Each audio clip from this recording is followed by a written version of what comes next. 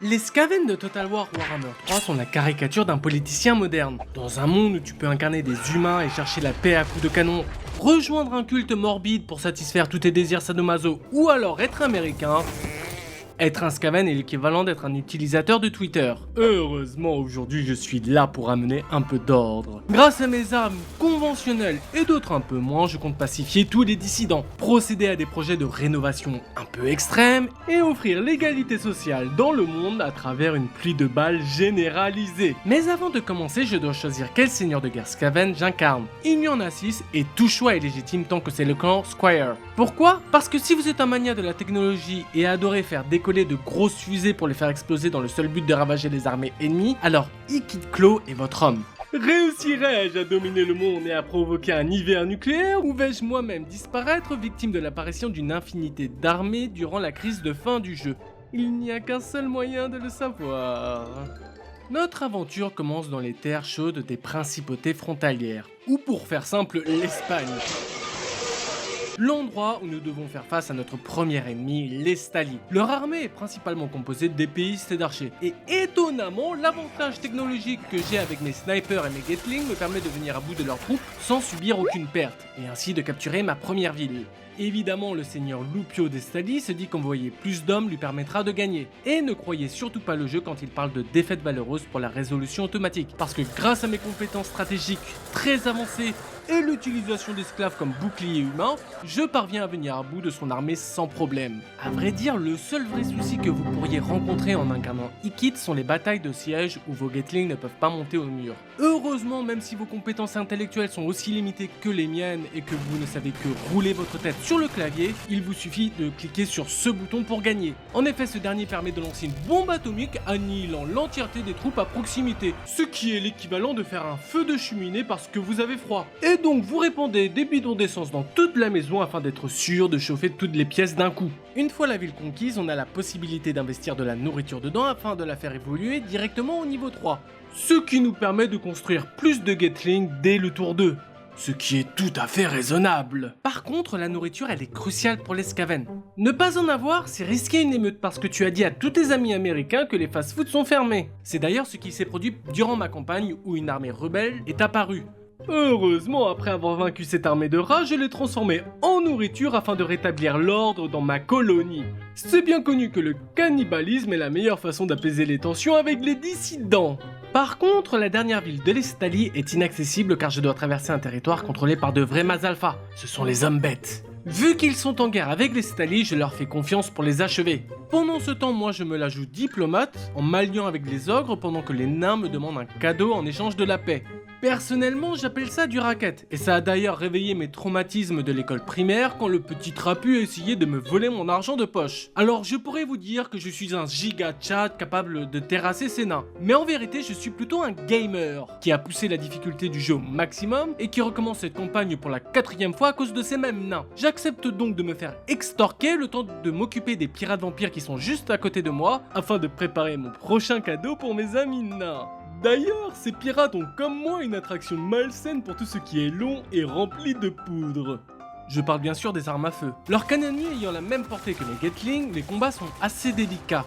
Heureusement, j'ai créé une seconde armée exclusivement composée d'esclaves qui suit Ikid partout dans le seul but de massivement résoudre automatiquement les batailles. D'ailleurs, même si j'ai capturé l'entièreté de leur ville, ces derniers essaient de s'en prendre à mes amis ogres. Mais je viens à leur rescousse, ce qui me permet d'être encore plus ami avec eux. Pendant que mon armée s'assure que les morts ne se réveillent plus jamais, je commence le développement de mon empire souterrain. Une mécanique unique aux Skaven qui consiste à créer une ville cachée sous les villes de mes alliés ou de mes ennemis afin de voler une partie de leur argent et de convertir la population locale en nourriture pour rats. Alors vous pourriez me traiter de squatteur, mais contrairement à eux, moi je vous laisse vivre chez vous. Je prends seulement votre argent et vos grands-parents en guise de loyer. Grâce à ça, mon économie est florissante. Il est temps d'offrir un nouveau cadeau aux nains, qui consiste en une attaque surprise sur l'une de leurs villes. Alors même s'ils sont la meilleure race du jeu, ils n'ont que de petites jambes. Et même si certains sont considérés rapides pour des nains, ils ne peuvent pas faire grand chose sous une pluie de balles. Le vrai problème avec leur armée, ce sont leurs fantômes, qui sont insensibles à tout ce qui n'est pas magique. Par exemple, vous pouvez envoyer une dizaine d'esclaves en espérant leur infliger des dégâts, mais ça ne fera rien. J'ai donc choisi d'en envoyer plusieurs milliers, ce qui a suffi à les vaincre malgré les sacrifices. Alors que j'en finissais avec eux, j'ai réalisé que les hommes bêtes n'en avaient toujours pas fini avec les Stali. À vrai dire, ça fait plus de 40 tours que les deux se regardent dans le blanc des yeux, et les Stali en a profité pour m'envoyer des armées afin de recapturer les villes que j'avais déjà envahies.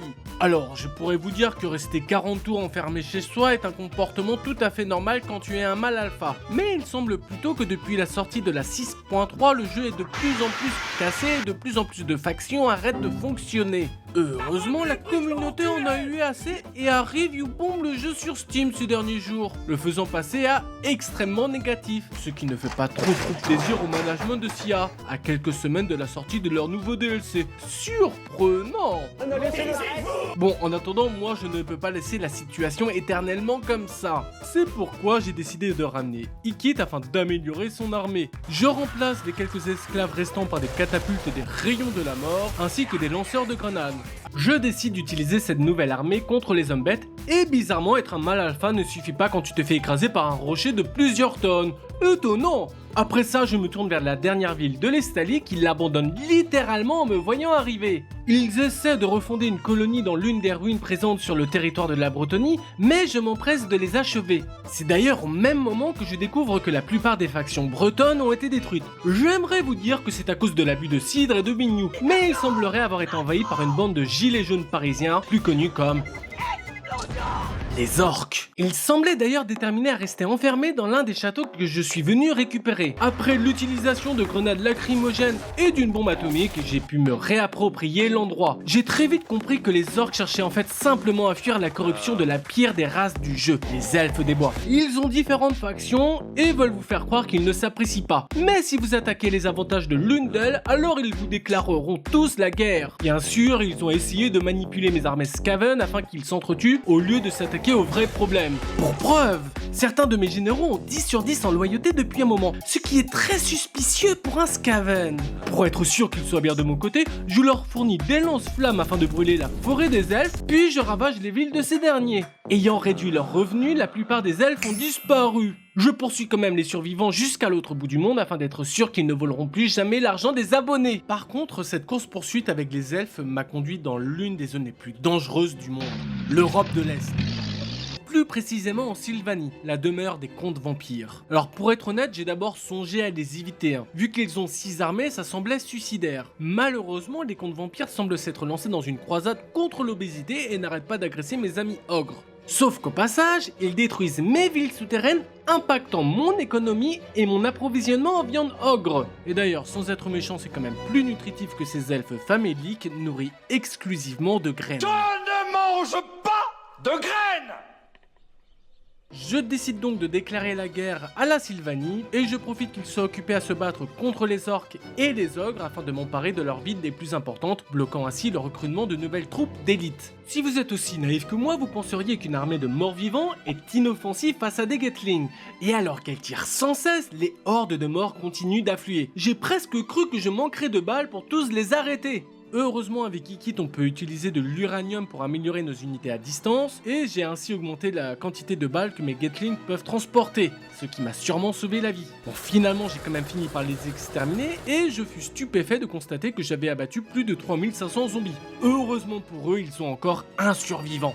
Est-ce que je devrais lui faire gagner 500 000 € pour avoir été le seul survivant? Je ne sais pas, mais en attendant, je continue de capturer les villes importantes des vampires. Et il semble qu'ils s'en soient rendus compte. Toutes leurs armées furent rapatriées. De vous à moi, le pire, ça n'a pas été d'affronter 6 armées, mais uniquement leur grand chef, Vlad von Karsten. Je l'ai croisé lors d'une bataille où il était déjà affaibli, et j'ai naïvement cru qu'il serait facile de l'achever avec 4 unités de sniper. Mais alors que ces derniers essayaient de lui infliger des dégâts, il régénérait ses PV plus vite. Il a d'ailleurs restauré toute sa vie au passage. J'ai dû donc réorganiser toute mon armée pour faire face à la sienne, et au début tout s'est passé comme sur des roulettes, jusqu'à ce que Vlad décide de charger mes Gatling à lui tout seul.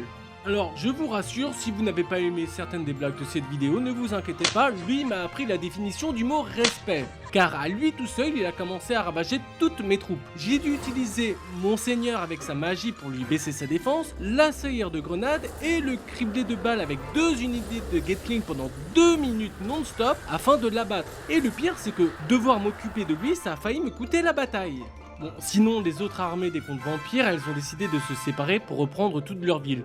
Ce qui est ironique quand on sait que dans les films d'horreur, se séparer est toujours une mauvaise idée, puisque ça me permet de les affronter en 1v1 et donc de ravager toutes leurs autres armées sans problème. Bon, j'ai juste eu une sueur froide en affrontant Isabella, la femme de Vlad, parce que j'ai cru qu'elle était aussi résistante que lui. Et oui, ça correspond parfaitement à la définition du mot PTSD. Elle va m'infliger quelques dégâts, mais vu qu'elle attaque à distance, mes Gatling la battent très rapidement et donc limite la casse. Et une fois les dernières villes capturées, j'enterre les camps vampires.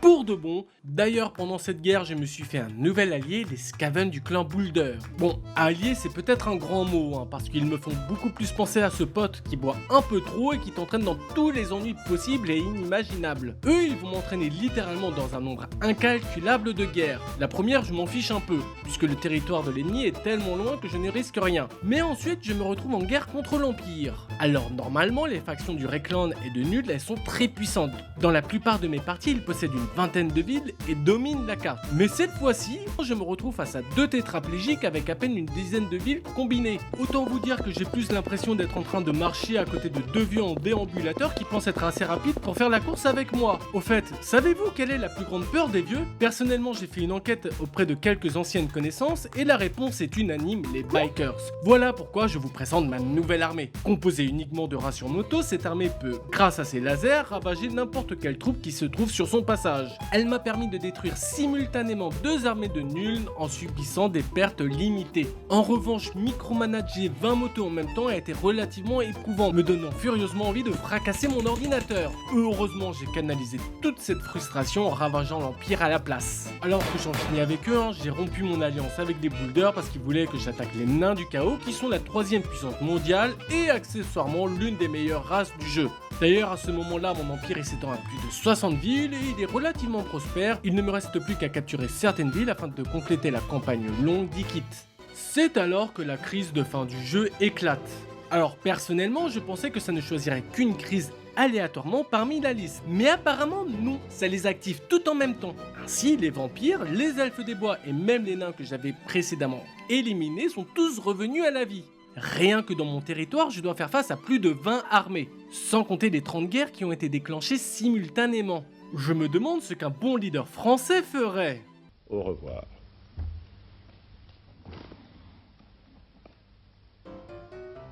Oui, alors bon, ne pas tenir ma promesse dans cette vidéo tel un politicien français, ça serait vraiment tentant, et parfaitement RP pour un Skaven. Mais bon, vu que j'ai quand même un minimum de respect pour vous, je me dois d'essayer quelque chose. D'ailleurs, si vous êtes toujours là à ce moment de la vidéo, c'est que soit vous aimez mon contenu, soit vous êtes un tétraplégique qu'on torture grâce à mes vidéos. Dans les 2 cas, s'il vous plaît, abonnez-vous pour profiter un peu plus de mon génie, il en va de votre sécurité.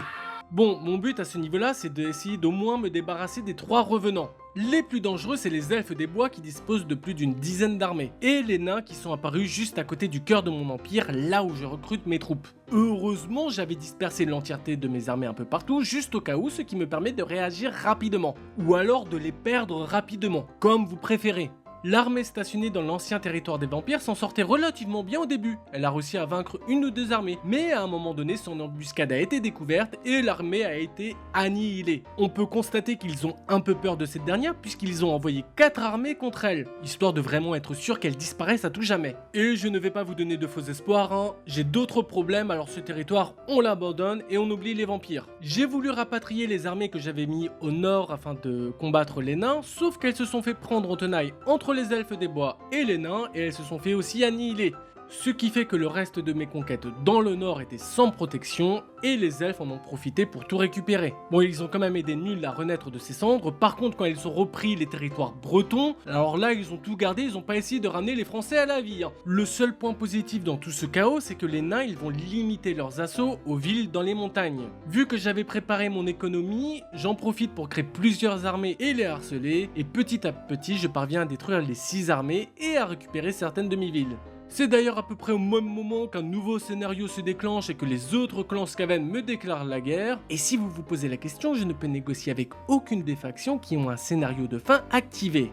heureusement, c'est à ce moment que le jeu décide de me troller et m'indique que si je n'ai plus aucune guerre active, alors j'obtiendrai la victoire en campagne longue pour Ikit. Ce qui est tout à fait raisonnable quand tu sais que je suis en guerre contre la moitié du monde sans possibilité de faire la paix. Ce serait comme dire à un SDF qui va réussir dans la vie s'il devient millionnaire et s'achète une Rolex. Surtout que je dois déjà m'occuper des elfes des bois qui n'arrêtent pas de s'en prendre à moi. Je ne comprends vraiment pas pourquoi. En toute honnêteté, la seule chose qui me fait continuer, c'est l'idée de les voir disparaître à nouveau.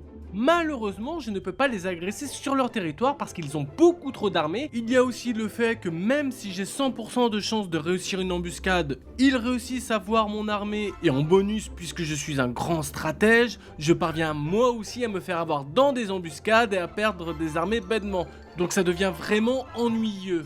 Et puisque j'en avais vraiment marre, j'ai décidé que mon dernier objectif serait de détruire la capitale des elfes des bois, quoi qu'il en coûte. J'ai donc décidé d'en venir aux grands moyens. Voyez-vous, je vous ai déjà parlé des villes souterraines des Skaven qui permettent de renforcer les économies. Et d'ailleurs, c'est la seule raison pour laquelle je suis encore en vie, parce que j'ai créé des villes souterraines un peu partout dans le monde. Donc j'ai une économie très solide qui me permet de recréer des armées en boucle. Mais bon, quand on joue Ikit, elles ont une autre fonctionnalité. Elles permettent de faire ça. La détonation de la sphère infernale a réduit la colonie en cendres. Au revoir.